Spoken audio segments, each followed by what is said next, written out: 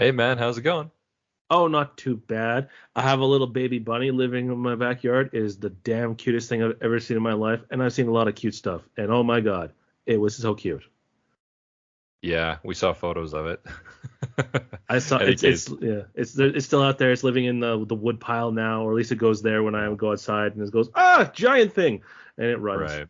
Well, I'm or happy. hops. I'm happy that you have a nice little bunny out there. And yeah, welcome back everybody to Bite My Shiny Metal Cast, episode 4 of season 5, A Taste of Freedom. And yeah, please like and subscribe if you enjoy talking Futurama. And surprise, surprise, another taste of Andrew. Welcome back, Andrew. How are you? Hey, Gross. hey, Hey, good hey, to be hey. here. We had mentioned you a couple of times in our previous episode that it got me thinking, you know what? I'm going to try a little bit harder to get people on before we get to the other half of the series, before we start having our guest stars on again. So I thought, you know what? Andrew's been mentioned, but I didn't know if you were able to join us this time, but I thought, I'd throw it out there and I was happy that you were able to join us. So that's wonderful. I'll always Yeah. try to make time for you guys, and Yes. it's been 2 months, so right, Yeah. right Been around a that while time. since you've been here, Yep. so yeah, it's awesome to have you back, and I hope you enjoyed this episode, or at least watched it. Yeah. But I'm sure we can get through the synopsis, and you can jump in whenever you get a chance. But Yep. any case, episode begins with our caption, "Or is it?"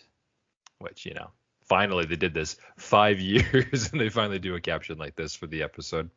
But we enter on Fry, all right, joining in the Planet Express headquarters, and it's to the whole group. I think the whole crew is there, and Zoidberg is dancing on the table, and he's just Russian saying, style. "Yeah, the what is that called? The Russian kick song, but what is Cossack it? dance or something. Right, Oh, yeah." who can remember anything like that?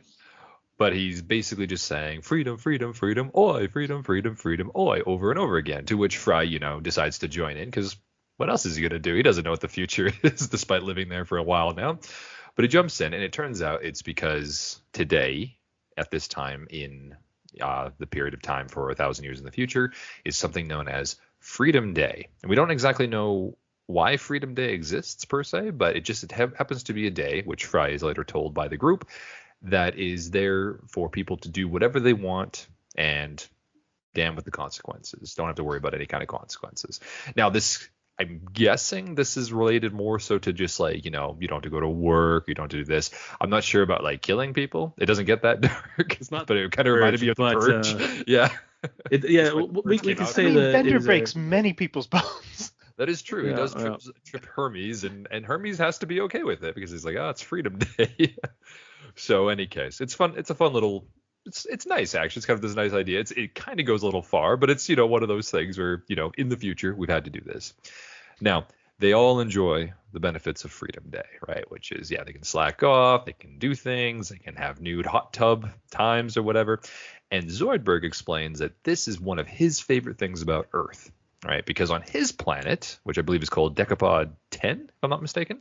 Yeah, they like to name numbers, planets with We talked numbers. about this last time, right? That was Yeah. on time. Yeah, Yeah, last because They're time. they funnier that probably way. well, they probably have a name for their planet, but for us, it's in the Decapod system, and it's the 10th planet from the sun or something. So, any Yeah, case, whatever the like case, we'd be Sol 3, like we said Soul last 3. time. Exactly. Yeah. So, Zoidberg loves Freedom Day because he loves Earth, and this is what he loves about it. So, any case, they decide that they're going to go to DC.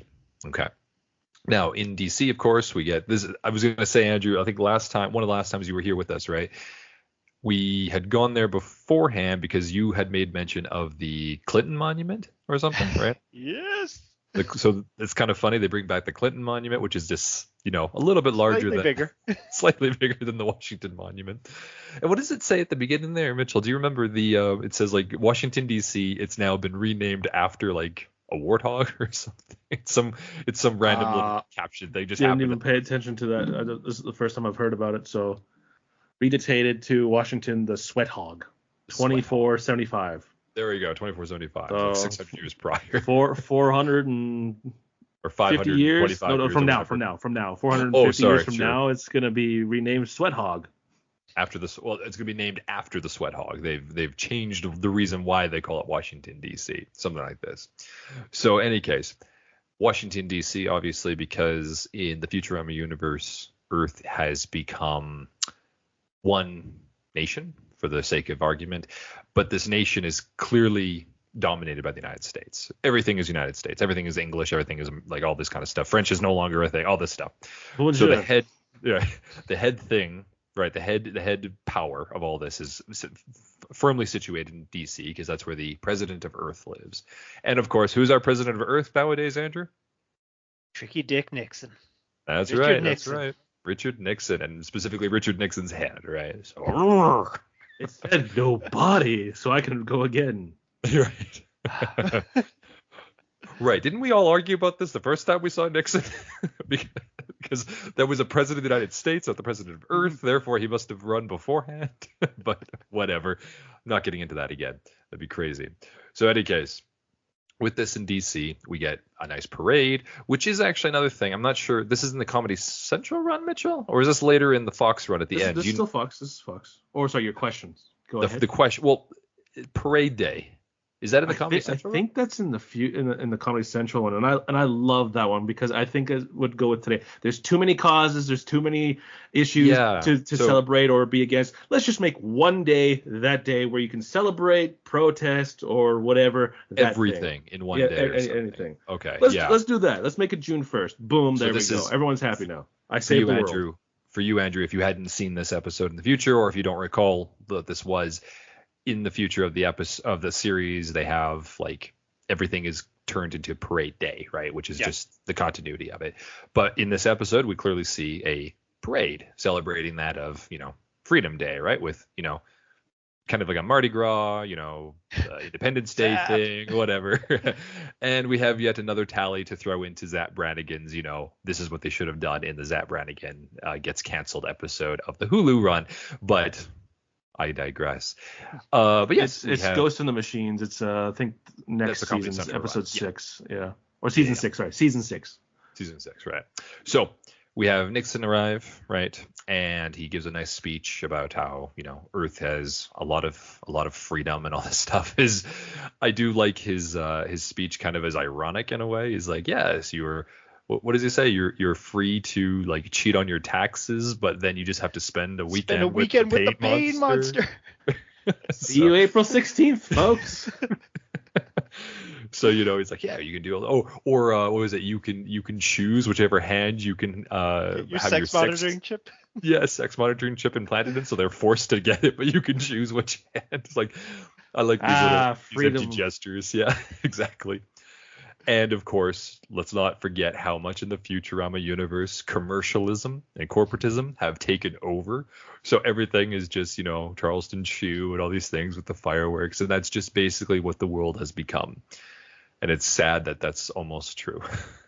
But in any case, the final thing he does is mention that we are going to celebrate with a nice salute to our flag, Old Freebie, which we've seen this flag before, but never really by name.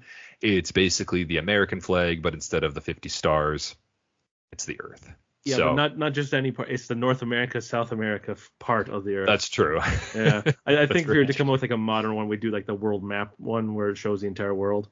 Yeah, but, it's just stretched across, right? Yeah, that's a little too hard to draw sometimes, Like there's so many curves and coves and peninsulas. And it's clearly American focused. Clearly American focused. Yeah, so the red and white stripes. Do? Yeah. What are they gonna do, right? No one's gonna fight that.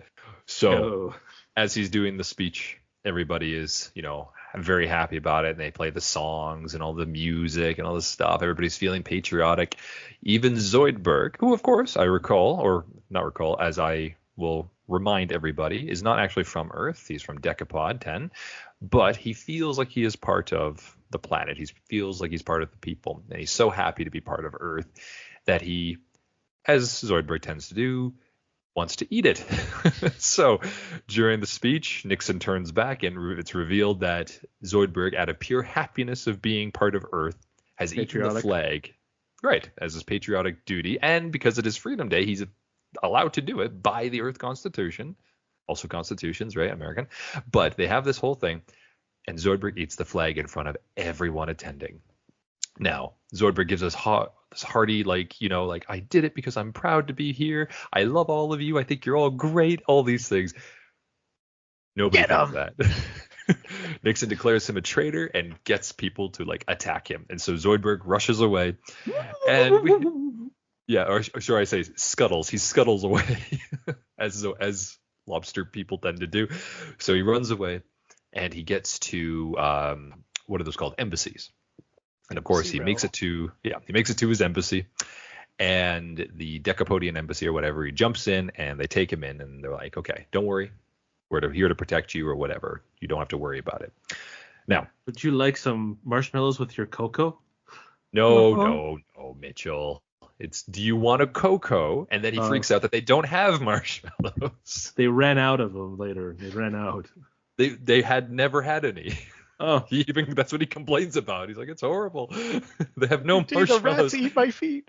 The rats eat my feet. Every day the rats eat a little more of my food. So Zoidberg is hiding in his embassy, and all these people are trying to either call him out or bring him out or whatever. But the crew arrive to try and help out Zoidberg, or at least try and convince Nixon not to attack him. To which then Nixon says, you know what? Screw you and your Freedom Day thing or whatever. I'm going to take this to the thing that the Constitution means squat, and it turns out to be the Supreme Court. Andrew, do you have something to say about this? No, just great line and very prescient. Okay. So he takes it to the Supreme Court, and indeed they do take the case. I think it's called Earth v. Zoidberg, if I'm not mistaken, due to the fact of his eating the flag is unconstitutional. Oh, you know, I should say as well, because I don't know. This is something I'm glad that you're here for this, Andrew, because I'm not 100% sure. Desecrating a Canadian flag, as we're all Canadians, is this punishable by any kind of offense outside of like just, you know, general disdain from other people, or is it like a legal problem? Do you know? It certainly is in the States. I feel like it. That's what I mean. It's in the States for sure. Is it everywhere?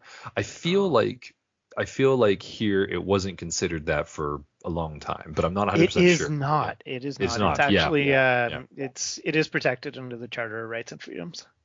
Okay. So so if one of us were to burn the Canadian flag on Canadian soil, then it is not necessarily a crime per se, right? Free speech. Right. Whereas in the United States, it is seen as such, which is where this is taking from. So we have the Supreme Court taking on the case and everything. So Zoidberg has to go to court. Now, as they're all lining up outside of them, there becomes this gathering of all these people who are basically planning on killing Zoidberg, teaching children how to hang nooses and all this kind of stuff, or tie nooses, I should say. And we have the crew kind of, they seem a little bit more, I don't know. I feel like there's something odd about this. I don't know, Mitchell, if you can back me up a little bit, but like everybody hates Zoidberg.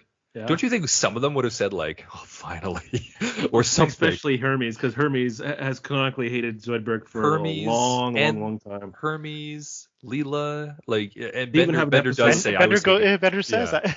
Yeah, he's like, I've been hating Zoidberg before it was cool, which is fine. But like, I mean, like Hermes and all those guys, like most of them hate Zoidberg. There's an episode about Hermes and Zoidberg's relationship in the Comedy Central run, and how about Hermes hates him so much, and Zoidberg just thinks it's just like, oh, it's just friends joshing each other. Yeah, if he didn't hate me, then it wouldn't be Hermes, I think is kind of what it is. And then Hermes starts to lose himself in that. But yeah, you would think one of these characters would have been like part of that group that's like, yes, finally, we can get him out of our lives. But alas, the crew is actually a little bit more kind-hearted than we're led to believe, I guess. So at least Leela, Fry, and Bender are. It's just to move the story forward, because it's just like, yay, we got him. We can get rid of him. So we have the crew trying to figure out, like, okay, well, we need to get a lawyer for Zoidberg because he can't afford it, and we don't know how he's going to be defending. But he did eat the flag on Freedom Day. Like, there should be some kind of tenets for this. However, they're overheard by this old guy who we have seen before. I'm trying to remember, what was that episode called? I'll avenge your son. And the episode we did that one with Tristan, did we not? Yeah. So Tristan seemed to had always kind of come on our podcast with the when there was a waterfall on, and this time we got Andrew instead. So an upgrade or downgrade, you guys decide. Yeah. But it's Old Man Waterfall, this one. But what was the episode called where the he bird was one with the penguins, like ice capades? I can't remember. Something to do with ice. Bird bought of Icecatraz. Thank you. That's what it was. Thank you. Yes, there we go. Boom. See, I led you there. Yes, you did. And actually, to your point as well, because yes, we were talking about this off mic. Mitchell and I were like, oh wait, I forgot. I told Mitchell like, oh my, I forgot. There's a waterfall in this episode. Should we have Tristan on instead of Andrew? But then I recalled, didn't we also make a joke about how Andrew was always on during Nixon episodes? It seemed to line up. But of course. But you've missed a Nixon episode, so this is kind of making up for a Nixon episode at the expense of costing Tristan a waterfall episode. Sorry, Tristan. Yeah, we're kind of on even ground now because you now have another Nixon one, thus missing one, but then he's missed a waterfall. But any case, well, the thing is, Nixon's in a lot of episodes. There's only maybe the waterfalls aren't five waterfalls. When we get to it, the Slim last pickings. waterfall we see is in this episode before she actually makes her actual appearance in one of the films. Movies, she's the last one. Yeah. We don't. Is there one in the new run or even the Comedy Central? Nope. Waterfalls are gone. As far as I'm aware. Well, I mean, how many family members could be left? If we're including cousins and stuff like that. He's a polygamist. Brother, that's true. Yeah. I can't wait to tell my husband. I can't wait to tell my husband. Okay, let's get to Waterfall. Maybe a satanic ritual. So behind them begins Old Man Waterfall, who we've just kind of talked about. He came out in Bird Bottom Alcatraz very slightly at the end, and his son died from the penguins. So he turns out to be a lawyer, and he not only is a lawyer, but he's also a war veteran of several decades worth of wars. A planet or a body part, and he lost it. He's taken a bullet on it or whatever. Yeah, right? yeah. Yes. And he loves Earth. He loves freedom. He loves all these kinds of things. And he basically is just, I guess, a bundle of prosthetic limbs and all these other things. He's lost a lot of body parts. He's lost a lot of things.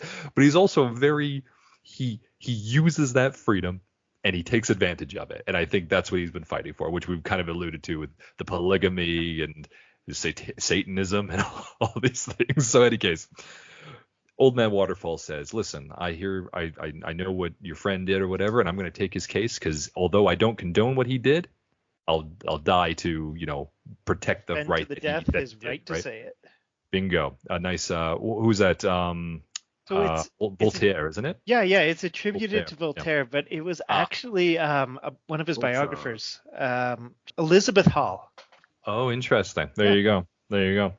So now you can take that with it. That's where that phrase comes from. I don't. What was it? I don't like what. No. I don't condone what you say, but I will defend to the death your right to say it. Right. Thank you. So, after a bit of a comedic exchange, Fry realizes he's a lawyer and he's offering their help, and he's like, "Okay, you're hired." So, Old Man Waterfall becomes Zoidberg's lawyer for this particular trial. Now, on the trial day, the Supreme Justice, I think her name is Myrtle Fu or something, Myrtle Fu, and we never really see her again. Do in the future we do see the Supreme Justices again, and heads, though I think, except for one in particular, because he's the guy in the end. We see him and we see his name, but he doesn't actually voice. I thought he voiced in this episode, but it's Snoop Dogg. So they actually have Supreme Justice Snoop Dogg or Supreme Justice Dog at the end. You blink and you miss it kind of thing, but his head is there and everything. But he actually voices the character in one of the films. So he does come in to be like the actual Supreme Justice in the future. But in any case, it's not him right now. They couldn't afford Snoop Dogg yet. Is it the fourth film? That makes the Wild Green Yonder, yeah. That's right, with the female whatever their group was called, right? When we get to that. Yes, that's right. Feministas power, right? So on the other side with the lawyers, we have the chicken lawyer who's returned, and he's always there against the crew. It doesn't matter who. He's just always taking. That must be the richest character in the show. Honestly, he's always taking. No, it's one of the judges. I don't know if Whitey. He's right. Yeah, old Whitey. Judge Whitey here. Yeah, Judge ever Whitey, since he declared poor people being a mental illness, which we'll see when that happens. Oh, and he's also that's right. I love Judge Whitey. Oh man. So, any case, Chicken Lawyer is there to represent Earth. Waterfall is there to represent Zoidberg, so they bring him in, and he makes a notion that the flag eating is not considered part of the Constitution. It is not covered by it for whatever reason. What comes out of a mouth, not what goes in it. There you go. kind of a technicality, as a lot of these cases double tend speech to and all come that out to stuff, be, yeah. right? So Waterfall, however, makes a very compelling speech about how it doesn't matter what it is that went in or out, the fact that he did it as a freedom thing, because he would gladly have done any of these things should he have had the body parts to still be able to do it, and all these things. He kind of moves. If he didn't use his intestines to haul up a flag on one of the hoist wars. hoist up a flag that was made of his own skin. Oh, right. Yeah. The flag was his own skin, and he hosted it up with intestines. Man, the dedication. You probably like 50 years ago when he did this stuff, he would have been the most badass guy in the entire universe. It's like, we got to put the flag up quick. I got it tattooed on my back. Tear it off. And we don't have a rope. Use my intestines. I got shot right here. Yeah. Pull it through the hole and tie it up. Exactly. Yeah. Well, what is it? The intestines are like 19 feet stuffed in your body on average, about that long, depending on the person. I bet mine are 30. But yeah. He's definitely dedicated to protecting Earth's freedoms. So he gives us very well-meaning speech and very well-deserved speech, all these kinds of things. Now, the Supreme Justice, what do they do here? They confer with a plug-in thing that basically lets them speak to each other in a high-functioning telepathy or a very high-speed telepathy or something. And it comes out 6-3 against Zoidberg, unfortunately. So he's not protected, and Zoidberg is sentenced. Originally, it's supposed to be an apology that Zoidberg is supposed to give to them. He takes it the wrong way, starts yelling at them and being, belligerent, to which then she hits the mallet down and says, okay, we're going to sentence you to death. Now, everybody is, mortified by this. This seems like a little over the top. However, they do also make polygamy, Waterfall's thing, constitutional. So now it's illegal, or now it's covered by the Constitution, whatever it is.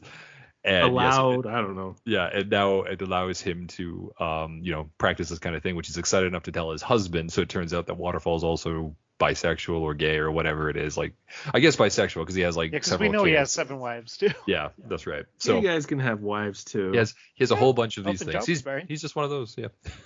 So, anyways, with the sentence passed, Zap and the military go to the Decapodian embassy to try and remove Zoidberg by force. However, what's his name? Moivin, I think it is, who is the Decapodian ambassador. Is the ambassador? Yeah, I guess the ambassador for his people. Basically, I love the. What is this accent? This is a New York Yiddish Jewish accent, correct? Okay, and they all have it. All these actors, they're all doing a very good job of portraying this kind of character thing, right? Because they're all different actors. Because Zoidberg is Billy West.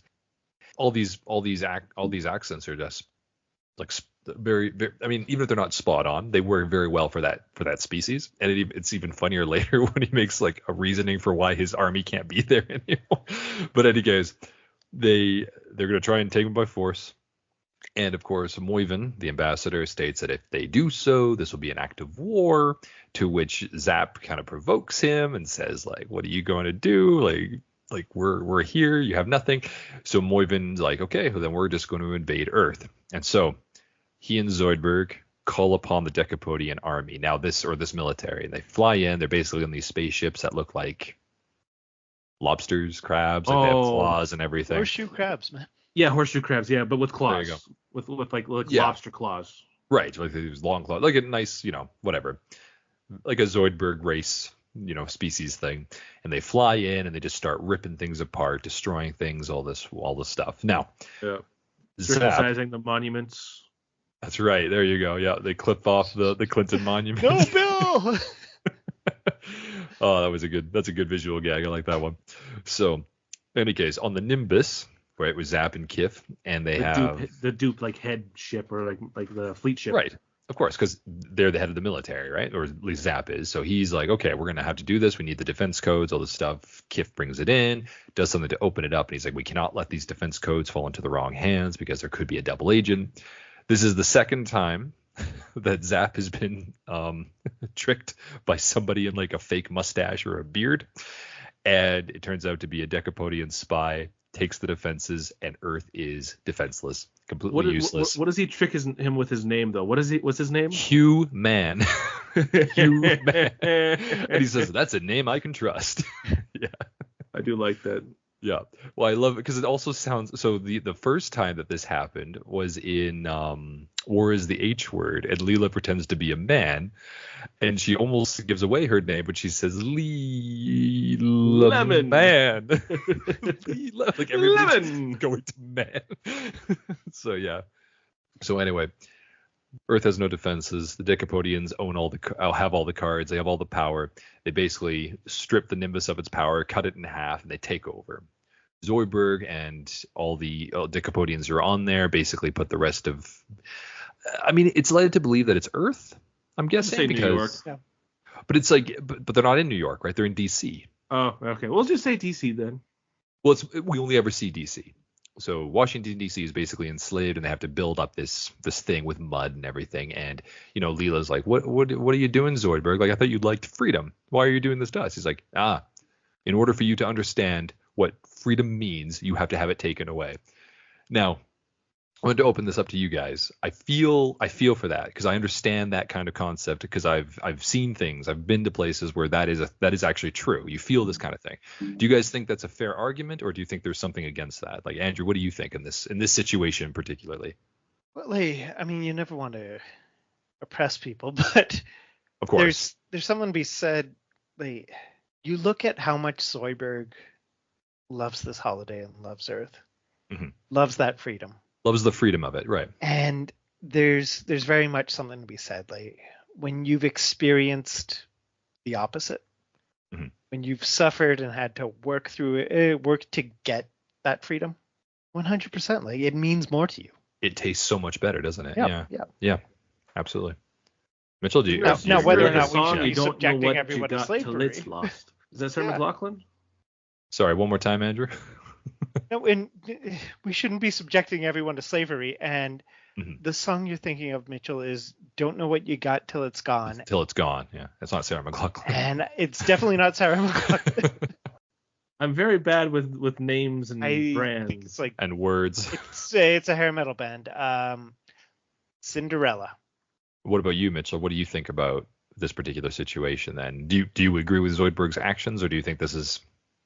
It just moves the plot forward, and like it's just once you take something away that people want, they'll want it back more, and they'll maybe fight for it, kind of thing, But so again, the idea, the concept, the song by Cinderella, is that what it's just okay? Yeah, you don't know what you got till it's gone, till it's lost, whatever the phrase is, and it's the same thing with food. Yeah.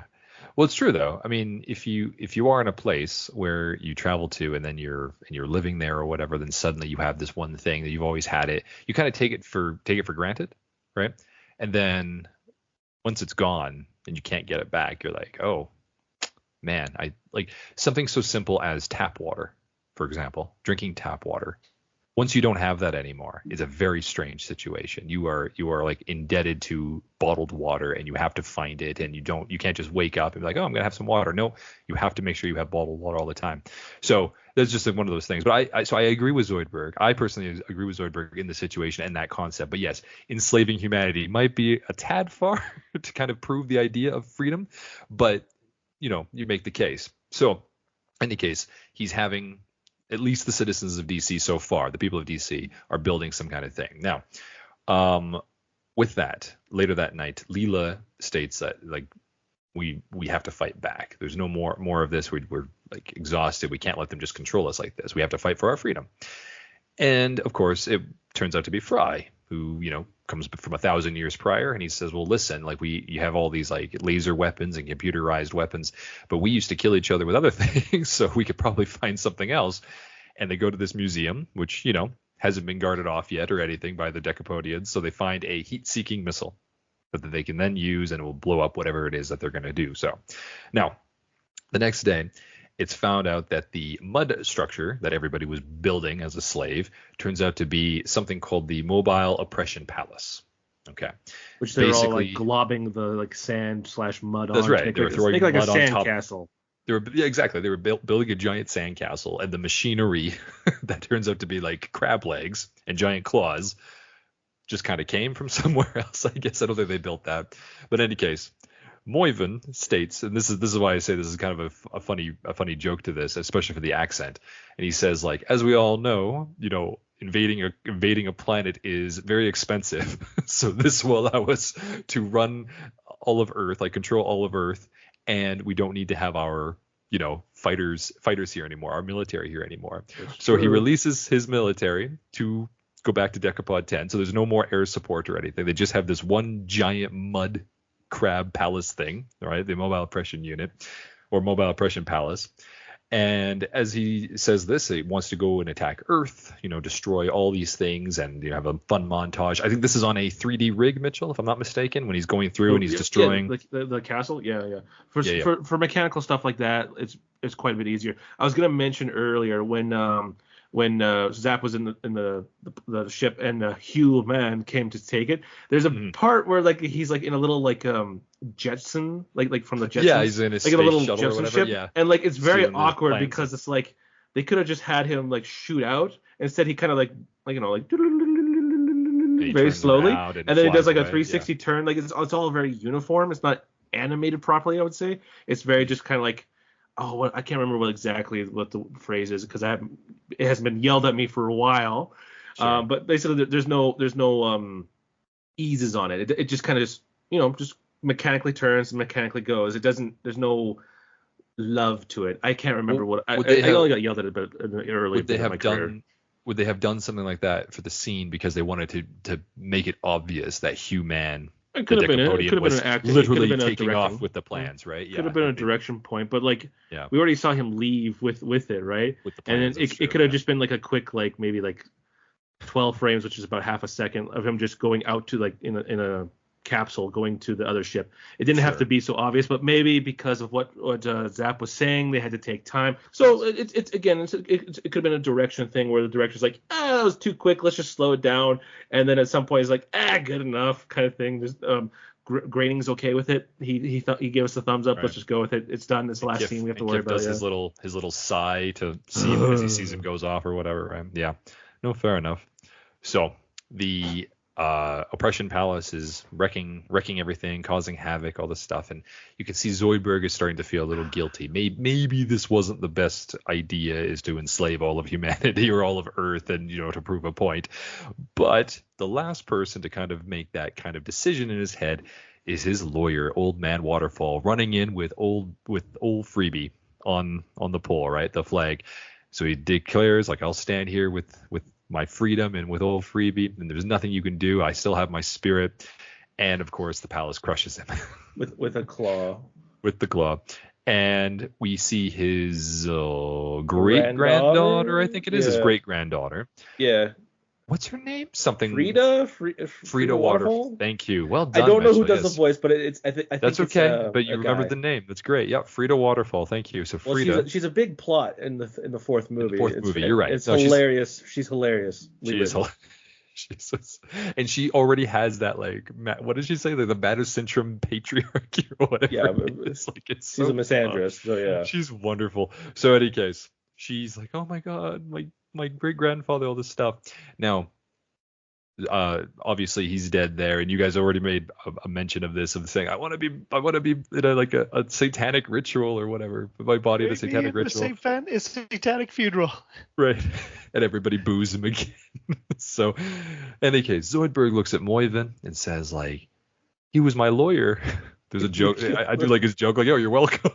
But, no, he was my lawyer. He was the only one that defended me when no one else did. And so Zoidberg realizes this is wrong. And so he jumps down. You see the whole thing getting destroyed because there's still no defenses. Nobody can save them. Zoidberg comes down. Now, meanwhile, Fry tells Moivin, listen, we have our own trick. And he pulls up the switch that allows for the heat-seeking missile. He hits the button, and the heat-seeking missile just spins around. It doesn't hit anything because it turns out that the technology used by the Decapodians is cold. There is no heat to it, just like they are, as he says, cold-blooded or something. So Zoidberg, having known this, jumps down, he steals the flag, and he lights it on fire. Yet another crime to old Freebie.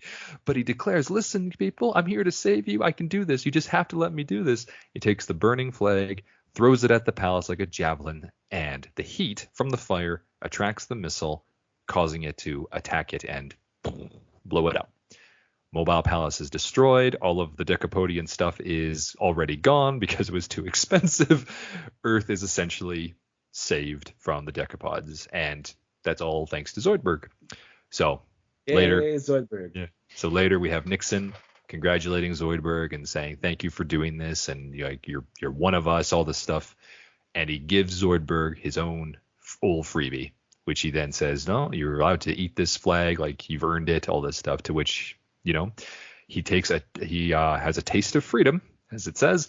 He takes a bite of the flag, and everybody and finishes off with a happy ending that Zoidberg is part of his home planet. This is his home planet.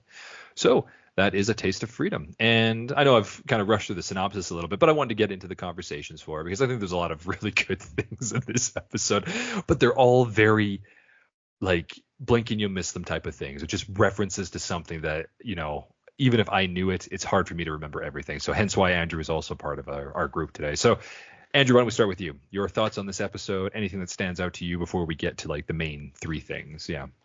Yeah, I mean, great episode and all. Absolutely.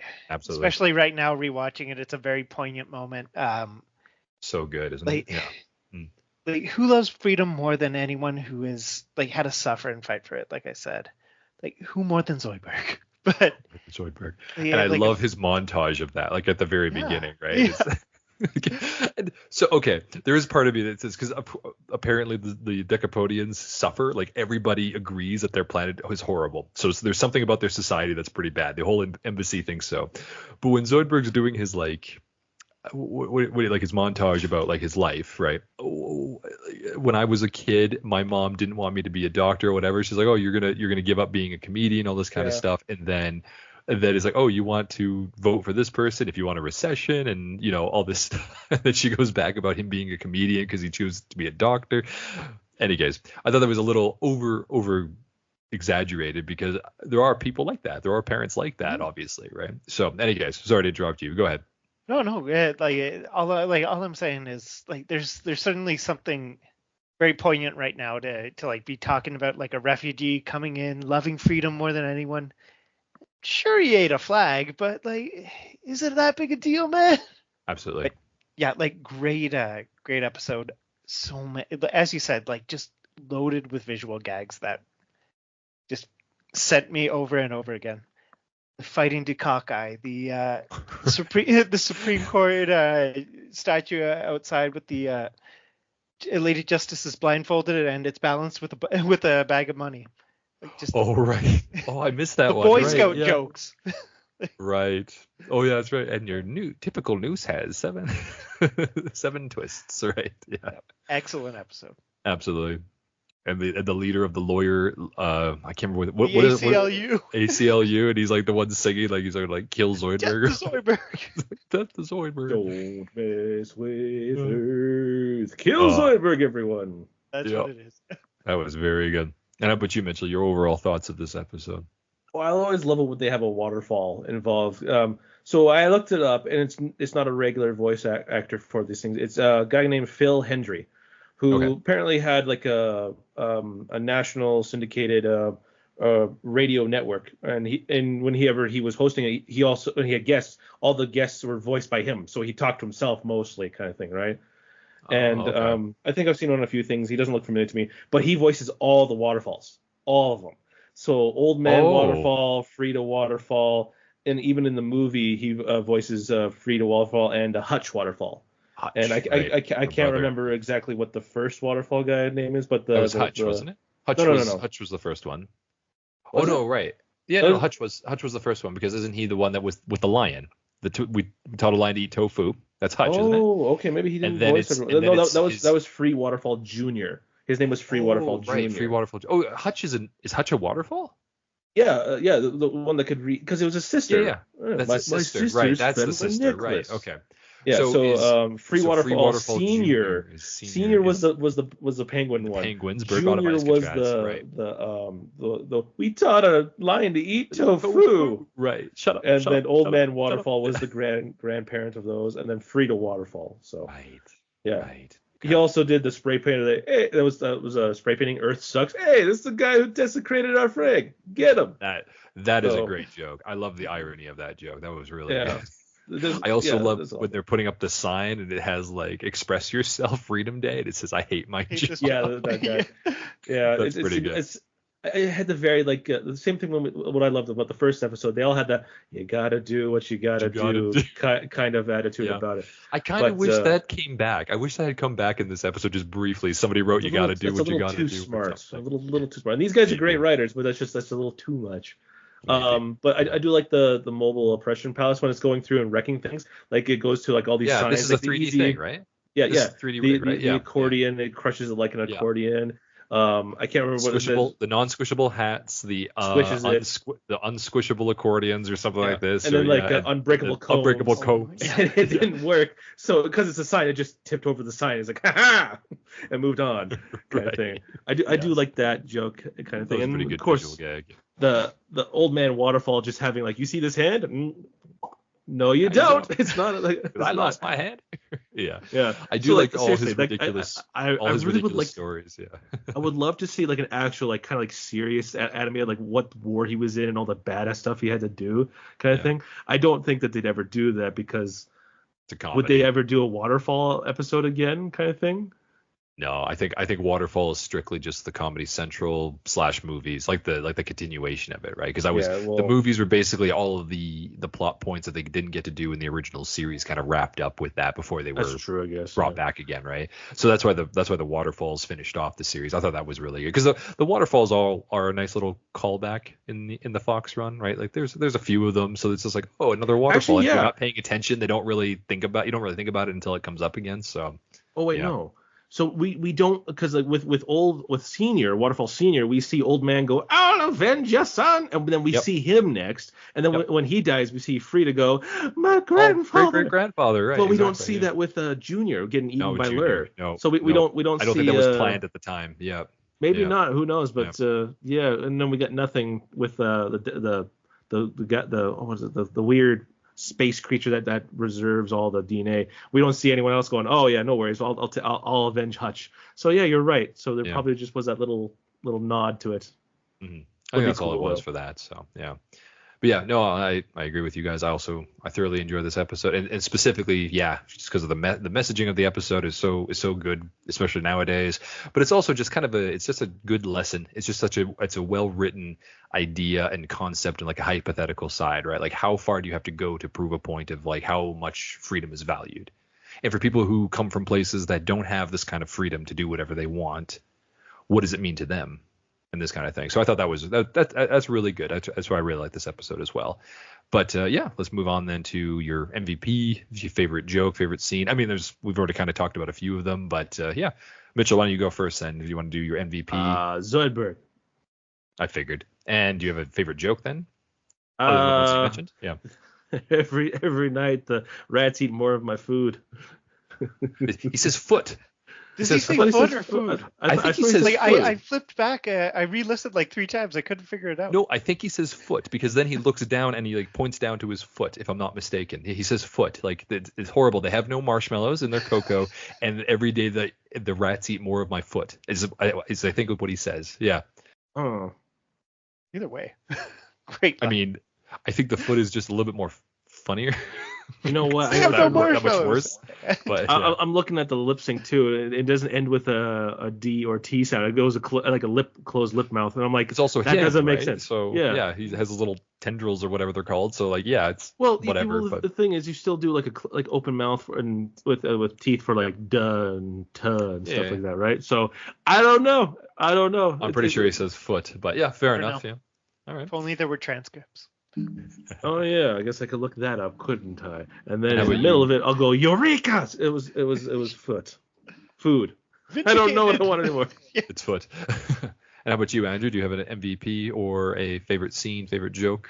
I'll be honest. This episode just really made me want a Charleston Chew. That is actually, I like that as well. When they just start invading, it's like Charleston Chew. It's like, of course. I haven't thought about Charleston Chews in about 20 years, but you know what? There you go. They have strawberry flavored ones now. Oh. So I'll stick with the original. MVP, like as Mitchell said, like it's got to be Zoidberg. You're going Zoidberg? You said it was me. You can be the MVP too if you want, but no, like he is your poor. He is your huddled masses yearning to breathe free. Sure, he's the cause of a lot of problems, and I mean the catalyst for the whole episode, but he's an important character. Right? Big Z. He's my guy. Fair enough. I'm actually gonna go Waterfall for this one, and just because I think he has some of the best lines that are brought into it, and he also although he's clearly taken it too far, I still stand by like what he would say about like how much it would mean to people to defend. Like, he's not a hypocrite. He would do all these freedoms, but he would defend the people who also want these kinds of freedoms, and I actually respect that quite a bit. So I'd go Waterfall, absolutely. But Zoidberg was like, I was like, oh yeah, I'm gonna be Zoidberg. But then I was like, oh, everybody's gonna choose Zoidberg. So I thought about it a bit more. But yeah, no, Zoidberg's also up there for me. But yeah, I figured we'd have a three-way agreement on Big Z.